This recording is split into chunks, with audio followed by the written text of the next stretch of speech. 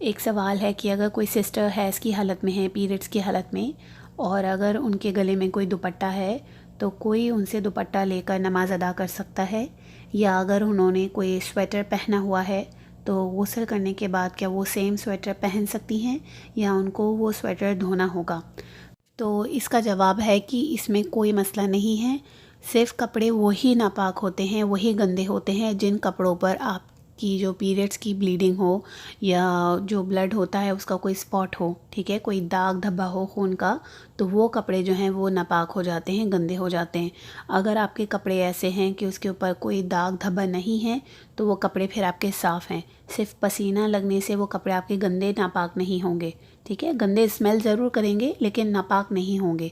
अगर आपके कपड़ों पर कोई स्पॉटिंग है तो आप उसको धो लीजिए, अच्छे से साबुन से रगड़ लीजिए, पानी से रिंस करके। आप वही सेम कपड़े गुस्ल करने के बाद भी पहन सकती हैं। ज़रूरी नहीं है कि आप कपड़े चेंज करें।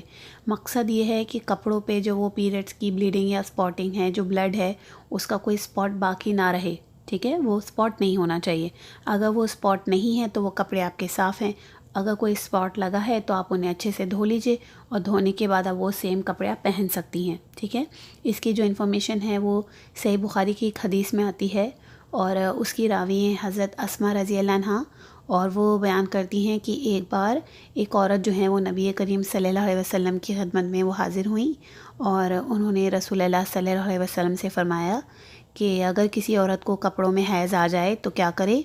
तो आप सल्लल्लाहु अलैहि वसल्लम ने फ़रमाया कि पहले उसे खुरचे और फिर पानी से रगड़े और फिर पानी से धो डाले और उसी कपड़े में नमाज़ पढ़ ले। तो वो सेम कपड़ों में आप नमाज़ अदा कर सकती हैं। सिर्फ़ शर्त यह है कि वो दाग धब्बा ब्लड का ना हो उस पर।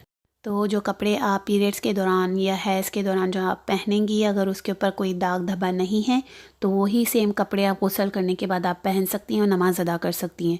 लेकिन अगर उस पर कोई स्पॉट है, दाग है, धब्बा है खून का, तो उसको आप साफ़ कर लीजिए अच्छे से।